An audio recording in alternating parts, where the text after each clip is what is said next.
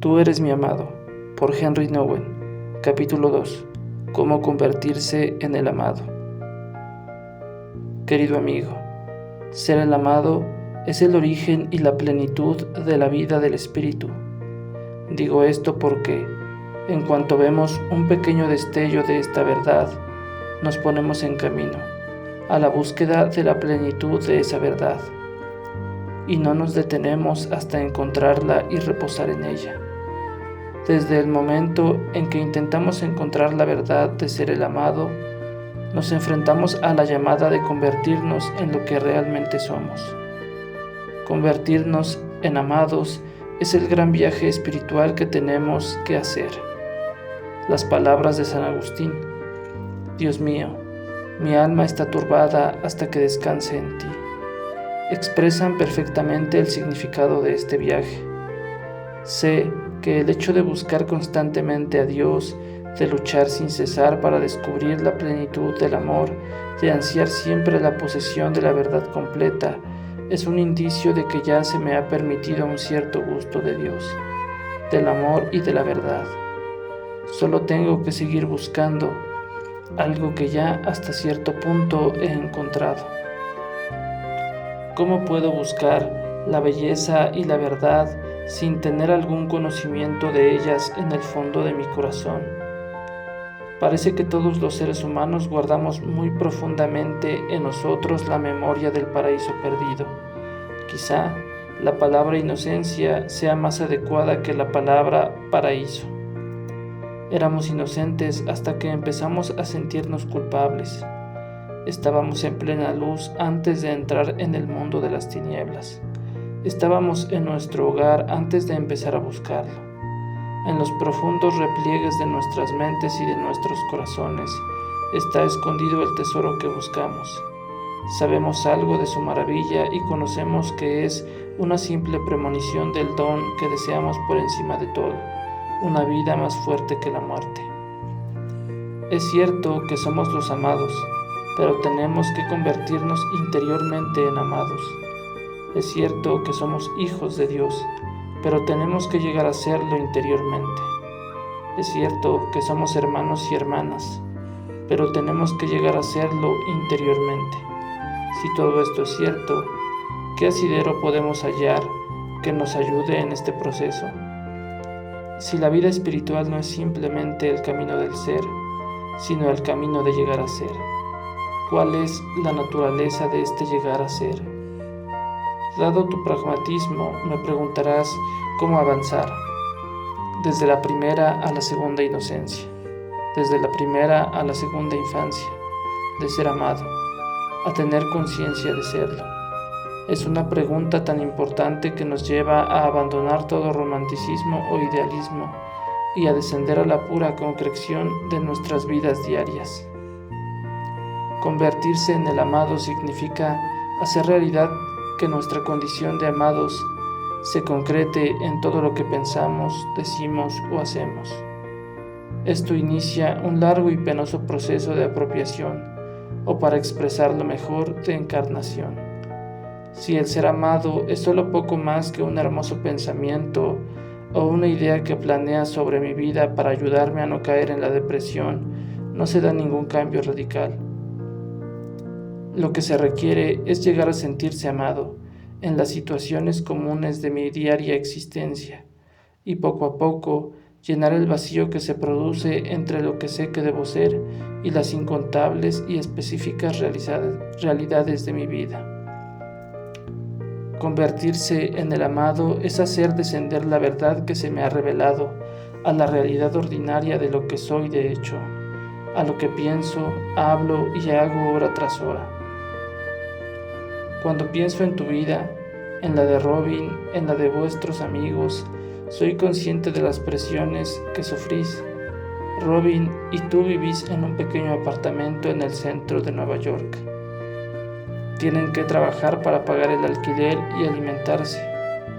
Tienen que hacer miles de cosas: llamar por teléfono, escribir cartas, comprar, cocinar, mantenerse en contacto con su familia y amigos, y estar bien informados de lo que pasa en su ciudad, en su país y en el mundo. Todo esto parece una carga agobiante, imposible para una persona, y normalmente estas cosas sencillas de la vida diaria son las que alimentan nuestras conversaciones. La pregunta, ¿qué haces?, normalmente nos lleva a historias muy a ras de tierra sobre el matrimonio, la familia, la salud, el trabajo, el dinero, los amigos y los planes para un futuro inmediato. Con muy poca frecuencia nos lleva a preguntarnos sobre el origen y la meta de nuestra existencia. Pero estoy absolutamente convencido de que esa meta, ese origen, tienen muchísimo que ver con nuestra forma de pensar, hablar y actuar en nuestra vida diaria.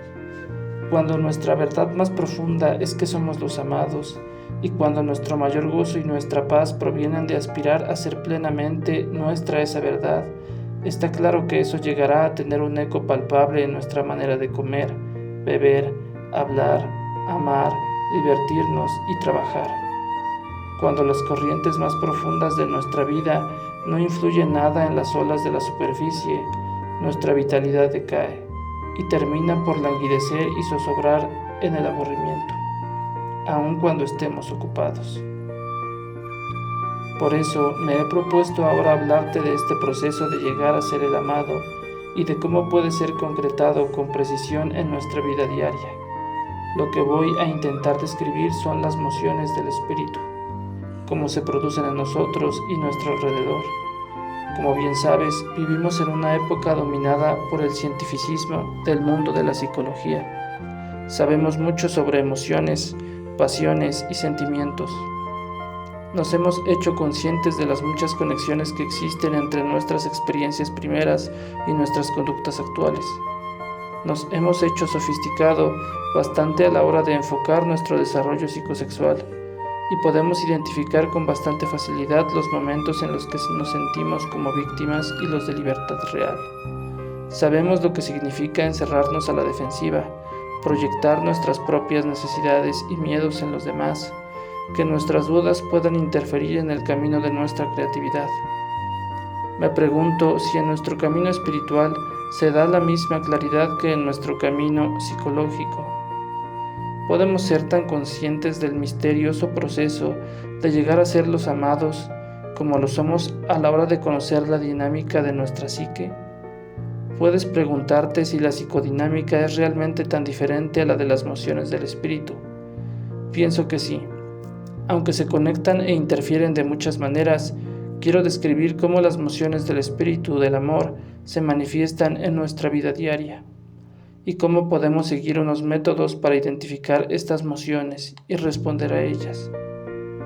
Para identificar las mociones del espíritu en nuestras vidas, me he servido de 4 palabras que me han parecido muy útiles: cogido, bendecido, roto y entregado.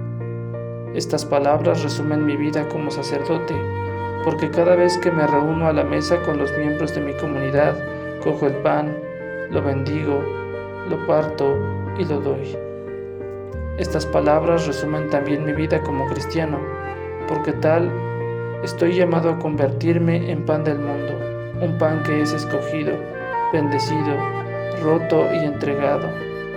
Pero hay algo más importante todavía: resumen mi vida como persona, porque en todos los momentos de mi vida, en cualquier sitio en que esté, de alguna manera se repiten en mí el ser escogido, bendecido, roto y entregado.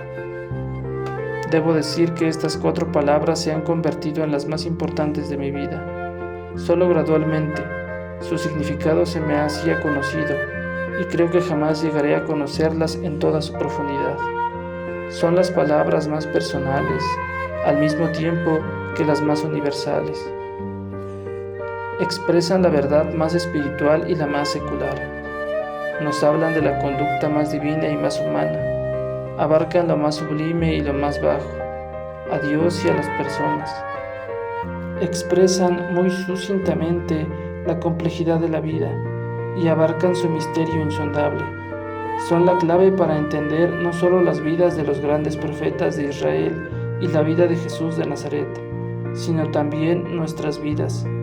Las he escogido no solo porque están profundamente grabadas en mi ser, sino también porque a través de ellas he llegado a conectar con los caminos que pueden llevarme a convertirme en el amado de Dios.